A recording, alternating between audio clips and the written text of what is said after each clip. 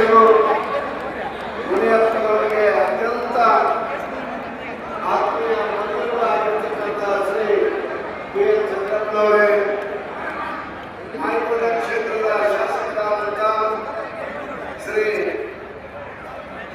ಬಸವಣ್ಣನವರೇ, ವೇದಿಕೆ ಮೇಲೆ ಆರಾಧನಾ ಮೂರ್ತಿಗಳು ಆರಾಧನಾ ಸ್ವಾಮಿಗಳು ಬಂದಿರುವುದು ಮುನಿಯಪ್ಪನವರಿಗೆ ಅವರ ಅಭಿಮಾನ ಹಾಡನ್ನು ಹಾಡಿದ್ದಾರೆ. ಈಗ ಮಾಜಿ ಸಮಾಜ ಕಲ್ಯಾಣ ಇಲಾಖೆ ಸಚಿವರಾದಂತಹ ಎಚ್ ಆಂಜನೇಯ ಅವರನ್ನ ಮಾತನಾಡಿಕೊಳ್ಳೋಣ. ಸ್ಟೇಜ್ ಕ್ಲಿಯರ್ ಆಗಿದೆ, ಅವರ ಮಾತುಗಳನ್ನು ಕೇಳೋಣ. ಮತ್ತು ಹೆಣ್ಮಕ್ಳ ಗಮನಕ್ಕೆ 3,000 ಜನ ಹೆಣ್ಮಕ್ಳಿಗೆ ಸೀರೆ ವಿತರಣೆಯನ್ನ ಮಾಡಲಿಕ್ಕೆ ಬಾಗಿಣವನ್ನ ಕೊಡುವಂತ ಕಾರ್ಯಕ್ರಮ ಇದೆ. ದಯವಿಟ್ಟು ಊಟದ ಕೌಂಟರ್ ಹತ್ರ ಇದ್ರೆ ಬೇಗ ಬಂದು ಕುಳಿತುಕೊಳ್ಳಿ. ನಿಮ್ಗೆ ಈಗಾಗಲೇ ಟೋಕನ್ ಕೊಡಲಾಗಿದೆ. ಟೋಕನ್ ಇದ್ದವರು ನಾವು ವಿತರಣೆ ಮಾಡೋ ಸಮಯದಲ್ಲಿ ಇದ್ರೆ ಮಾತ್ರ ಸೀರೆಯನ್ನು ವಿತರಿಸಲಾಗ್ತದೆ ಅಂತ ಹೇಳಲಾಗ್ತದೆ. ಸೊ ದಯವಿಟ್ಟು ಯಾರೆಲ್ಲ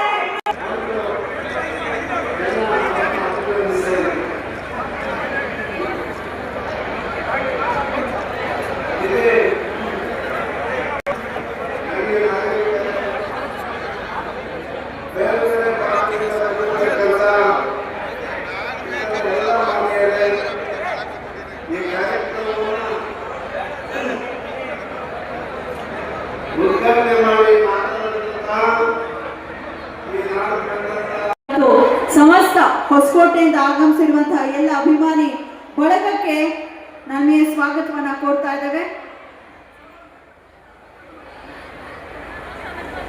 ಪುಷ್ಪವೃಷ್ಟಿಯನ್ನ ಮಾಡಲಿಕ್ಕೆ ಕೂಡ ಮುಂದಾಗ್ತಾ ಇದ್ದಾರೆ. ಶುಭ ಸಂಗೀತ ಪುಷ್ಪವೃಷ್ಟಿಯನ್ನ ಮಾಡಲಾಗ್ತಾ ಇದೆ.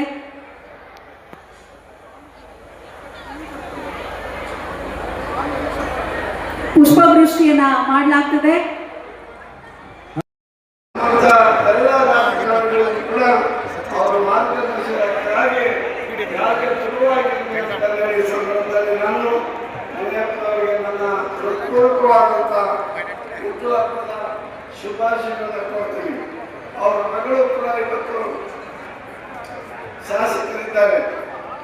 ಅವರ ಅಲ್ಲಿಯೂ ಕೂಡ MP ಆಗಬೇಕಾಗಿತ್ತು. ಮುಖಾಂತರದಿಂದ ಅವರ ಸೀಟು ಕೂಡ ತಪ್ಪಬೇಕು. ಅವರು ಕೂಡ MP ಆಗಿದ್ದವರು.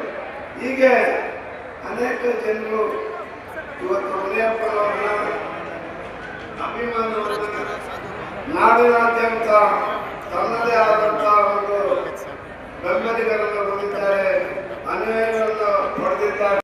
ಅನೇಕ ಸಮುದಾಯಗಳು, ಎಲ್ಲ ಸಮುದಾಯಗಳು ಕೂಡ ಇವತ್ತು ಮುನಿಯಪ್ಪನವರು ಈ ದಲಿತ ಯಾರು ಮುಂದೆ ಇದ್ದಾರೆ ಅನ್ನೋದೇ ನಮಗೆ ಗೊತ್ತಾಗ್ತಾ ಇಲ್ಲ. ಅನ್ಯತಾ ಭಾವಿಸುವಾಗ ಅಕಸ್ಮಾತ್ ಯಾವ್ದಾದ್ರು ಹೆಸರನ್ನ ತೆಗೆದುಕೊಂಡಿಲ್ಲ ಅಂದ್ರೆ ಶರಣ್ ಬಚ್ಚೇಗೌಡರ ಮಾತುಗಳನ್ನ ಕೇಳೋದಕ್ಕೂ ಕೂಡ ನಾವು ಕಾಯ್ತಾ ಇದ್ದೀವಿ.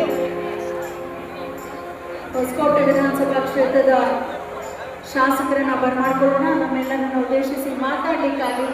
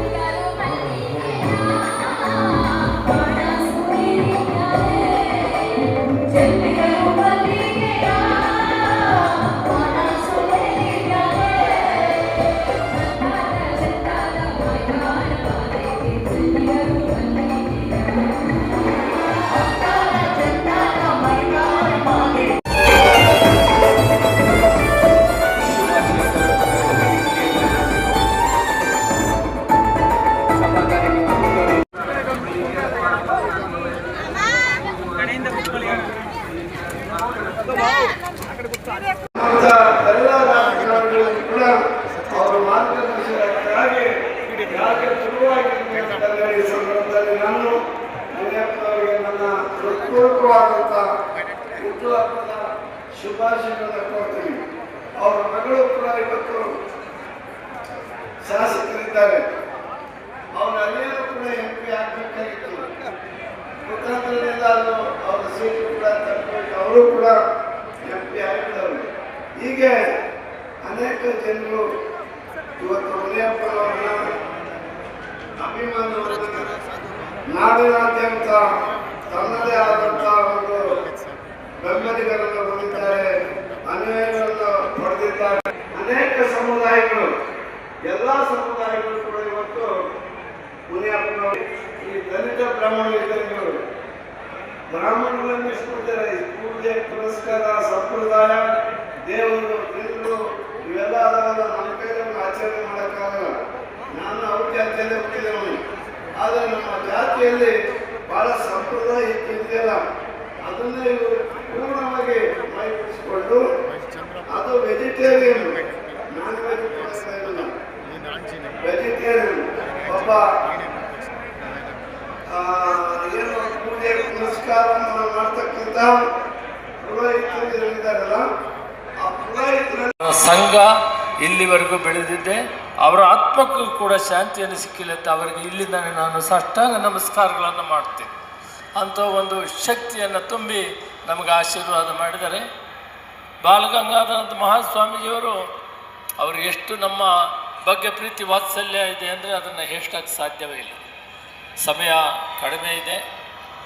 ನಾನು ಅವರನ್ನು ನೆನೆಸ್ಕೊಂಡು ಅದರ ಎರಡರಷ್ಟು ಕೆಲಸ ಮಾಡ್ತಾಯಿದ್ರೆ ನಮ್ಮ ನಿರ್ಮಲಾನಂದ ಸ್ವಾಮೀಜಿಯವರು ಸಮಾಜದಲ್ಲಿ ಬಹಳ ದೊಡ್ಡ ಹೆಸರನ್ನು ಪಡೆದಿದ್ದಾರೆ. ಎಲ್ಲ ಸಮಾಜ ಜನರಿಗೂ ಕೂಡ ಅಲ್ಲಿ ದಾಸೋಹ ವಿದ್ಯಾಭ್ಯಾಸ ಮಾಡಿಸ್ತಾ ಇದ್ದಾರೆ. ಇಡೀ ಭಾರತ ದೇಶದಲ್ಲಿ ಯಾವುದಾದ್ರೂ ಒಂದು ಸಂಸ್ಥೆ ದಕ್ಷಿಣ ರಾಜ್ಯಗಳಲ್ಲದೆ ಉತ್ತರ ರಾಜ್ಯಗಳಲ್ಲಿ ಕೂಡ ಈ ಮಠದ ಶಾಲೆಗಳನ್ನು ತೆಗೆಯೋದಲ್ಲ, ಒಂದೇ ಒಂದು ಸಂಸ್ಥೆ 1,75,000 ಮಕ್ಕಳ ಜೀವನ ಮಾಡಿ ವಿದ್ಯಾಭ್ಯಾಸ ಮಾಡಿ ಬದುಕುವಂಥದ್ದು ಮಾಡಿದರೆ ಅದು ಒಂದೇ ಒಂದು ಆದಿಚುಂಚನಗಿರಿ ಮಠ ಅನ್ನೋದನ್ನು ಈ ಸಂದರ್ಭದಲ್ಲಿ ತಿಳಿಸಕ್ಕಿರ್ತದೆ.